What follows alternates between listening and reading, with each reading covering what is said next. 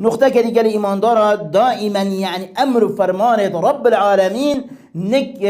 اولاد خو اهل خو مزن که خوشویست که به امر فرمان دو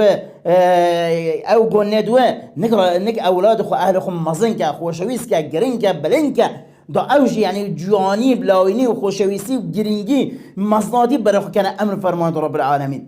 نقطه که دیگر ایمان داره اوه که دائما برای اولاد خو اهل و زارو که خوب ده رب العالمین دائما چه دفاع و برگریش رب العالمین کن رب العالمین پارزه. يعني چه شكله كي رب العالمين دفاع رب العالمين كان برجي رب العالمين كان بروان رب العالمين كان رب العالمين بارس بري پیغمبر خدا صلى الله عليه وسلم قلت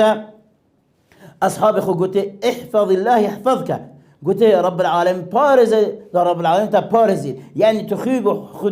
حدود دين وشريعه رب العالمين بارزه رب العالمين دي بارزته اجا تبزانه تو كان رب العالمين بارزه اي اولاد ما اي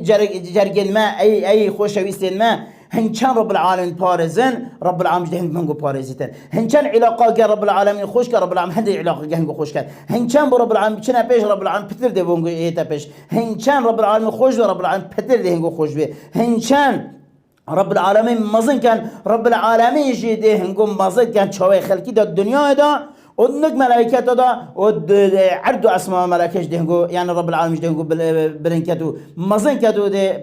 بليت هنگو برنكت قليما دارا.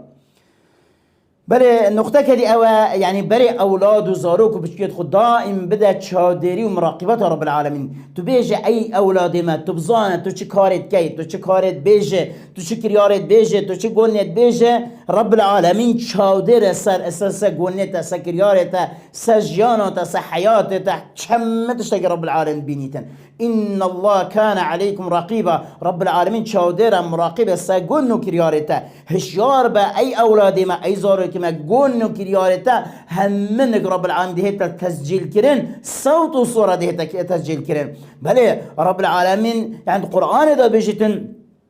بيجي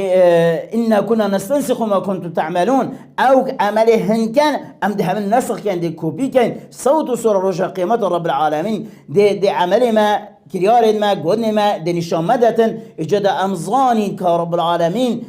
دائم رب العالمين شاودير ومراقبة سقولو كريار ما سحياتا ما استجيانا ما سفر هنگا ما سهم وقتا رب العالمين بيني رب العالمين هاشما رب العالمين علم ما هي رب العالمين خبيرة بشول ما كريار ما بقولن ما بري أوجي قلنا كدقال إيمان دارا يعني كريار رب العالمين.